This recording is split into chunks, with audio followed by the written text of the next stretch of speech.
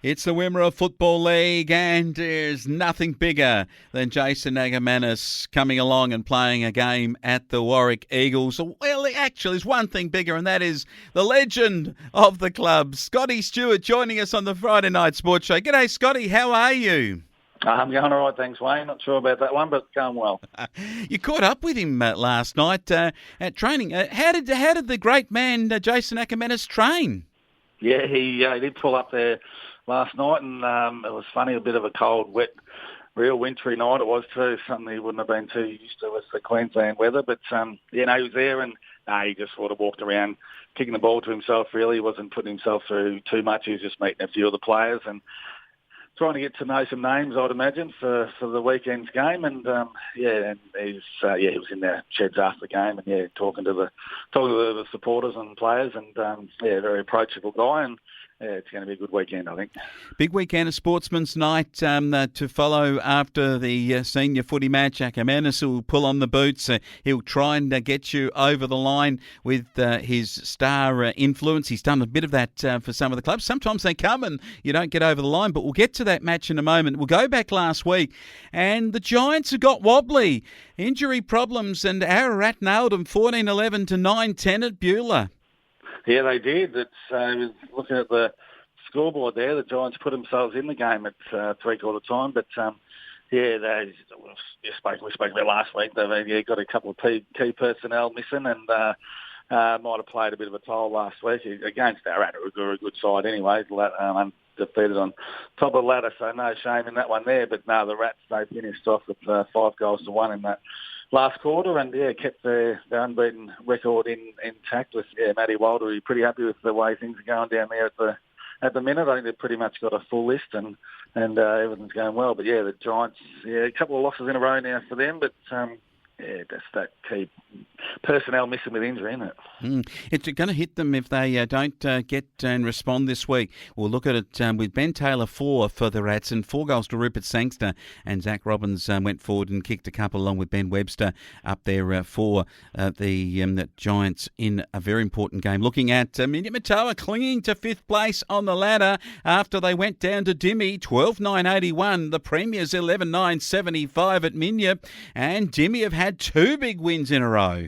Yeah, definitely have. They are one of the form teams of the comp, and they just keep adding to their list with a couple of key personnel again in this weekend. But I saw a bit of their vision on the Dartfish on this game during the week, and a good game. It was played at Minyip, and I think there was a bit of a breeze going to one end, and the Roos were kicking against it in the last quarter, but they held on in a pretty good effort there. But the Boroughs, and not that they're in trouble, but they're on a 3-game losing streak, but last 2 games they've lost by 8 and 6 points now, so thereabouts. But just not quite getting the wins over the board, and we'll talk about it, but it'll tighten up on that ladder situation with this week's round of matches to come. You certainly will, and Stawell have made it tight because they got a win over Nil in a terrific game down at Central Park. It was a long road trip there for the Nil boys, and they tried hard. It was 11-12-78 to the Warriors, and the Tigers 8-11-59. A pretty good effort, wasn't it, by Nil at half-time there, only 4 points of difference, but a bit of a lull in the third quarter was pretty costly before coming home, so I would imagine there was a bit of a win advantage down there at Central Park last weekend. But, Stawell there, that's a pretty important win for them with positions on the ladder at the moment and what's to unfold in the next couple of weeks. It is. It's going to unfold, that is for sure, because when the Stawell boys meet the Warrack Eagles this next time round. But let's go to the Warrack Eagles game. You were trying to get off the bottom of the ladder. Horsham kept you anchored there, beating you 12-16 to 12-9. Yeah, they did, and a bit of a survival of the fittest towards the end of the game. The Eagles got away to a great start with Ryan McKenzie was in good nick up there and in the forward line and provided a target and 5 goals for 2. But just a bit of with the scoreboard in the second quarter and levelled. Now Horsham got up by 5 points at half time, but after that we look at the scoreboards and it's 3 goals each in the third and 3 goals each in the last. But the Eagles boys would probably be a little bit disappointed with that, considering the start they had. They had all the momentum and everything was going their way. But you'll read it out in a minute. A young fella, Jordan Motton, up forward, they just had no answer for him, and bag of goals was so important for the Demons to get their first win, not their first points, but their first win it was. And so, the Eagles boys a little bit disappointed, but it was a pretty good game of footy, actually. Really good. Jordan Motton with those 7 and Ben Janetsky and Ben Lakin got going too. Kyle Cheney good for the Warrack Eagles and Ryan McKenzie with 5. Young Max Ingsker and also Bailey Watts got amongst it too when it came to the score sheet. So a very important round of matches that we have this week for round 7. Ararat play Minyip Matoa. What have Minyip Matoa got against the Rats, who are winning very well? And at the Rattery down there at Alexander, can Minyip Matoa burrow in and stop those Rats? Well, that's a fair point, isn't it? And we just mentioned they're on a 3-game losing streak, and now they come up against the undefeated ladder leader, so it's fully going to test them. I see their line-up. It's pretty much unchanged from last week. I don't think there's too many ins or outs for them.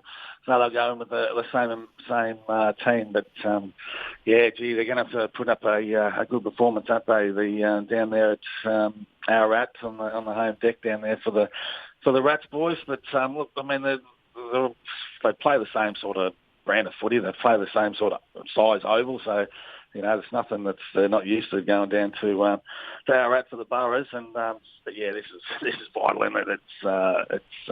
It could be 4 games on the trot if they don't get over the line. And we'll talk about the Store boys. They get over the Warrack Eagles. Well, the Boroughs will be out of the 5, and I'd imagine that's the first time in. Well, you'd have to count a long way back before you find that the Boroughs are around in the top 5. Anyway, that hasn't happened yet. We'll see what happens on the weekend. But look, you'd think that on current form, the Rats would get over the line, but it'll be a tight battle, this one. Another match of the round. There's a few of them. This is a good round of footy. Dimmy play the Horsham Saints, and Dimmy in good form could start the favourite here, but the Saints' last outing was very good. Roos, I'm looking at them now in good run of form at the moment. I've noticed in their lineup they've got a couple of boys back in this week, but Billy Hayes had missed the last couple of weeks, and John O'Ross, he missed last week too, but I'd see they're both been named for this round this weekend. So just further strengthens their lineup, and you look at the way they're playing, and you think they'd be a hot favourite to win this game. I know the Saints, they're coming off a bye and a good win prior to that, but I'll be looking at the Roos. I reckon. I think I say they're most used, but they pull into these recruits. Yeah, they've got a lot of things covered in Buller, so they'll be hard to toss. Going to be, and I don't know if you remember last year this corresponding game when Nil took on the Southern Valley Giants. It was an upset win. And that's right. They broke the ice, didn't they? The Nil for X amount of days and got over the line and celebrated their first win for the season for a long time. But I can't see that happening again, to be honest. But they've still got those injuries to the key personnel. But I think they should have enough up their sleeve to get them over the line. They've still got some potency up forward and some good runners through the midfield there. All right, this is it. Jason Akermanis comes to town. The Warrack Eagles at Anzac Park have the Stall Warriors. Can Aker get the Eagles over the line? Yeah, this is the talking point of our area anyway with Aker. And as I say, we had training there last night, so he's met the boys and he's got a couple of things to do tonight with some odd kickers, and then on to the big game against Stall. So. Yeah, a lot of it's going to not fall on him. I shouldn't say that, but a lot of the spotlight's going to be on Aker up forward, and Saul will know that, and they'll be putting one of their best defenders up there.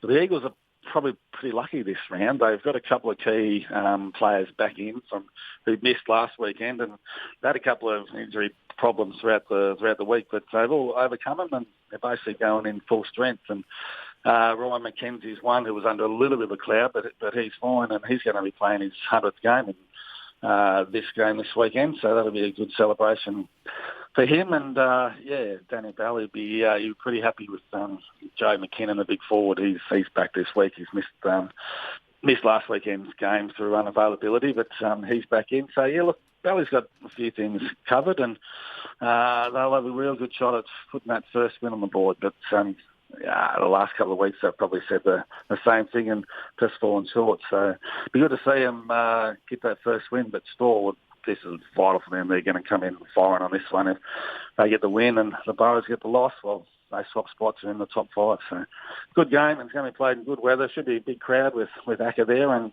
it'll be a good weekend. Great weekend. Rain has fallen. Grounds are softer. Everyone, including the older blokes who like the softer soil, will be happy about that. And we'll look forward to hearing about how Aker went and what happened at the Warrack Eagles that night when we talk to you next week. Good to have you, Scotty Stewart, on board from the Warrack Herald. No worries, mate. I'm sorry, mate. I should have mentioned there'll be something just prior to this senior game too. We've got one of our boys in the Reds who's going to play his 450th game this weekend in Clinton Jonathan. So all the best to Jono for that too. So no worries, Wayne. Thanks, mate. We'll talk next week.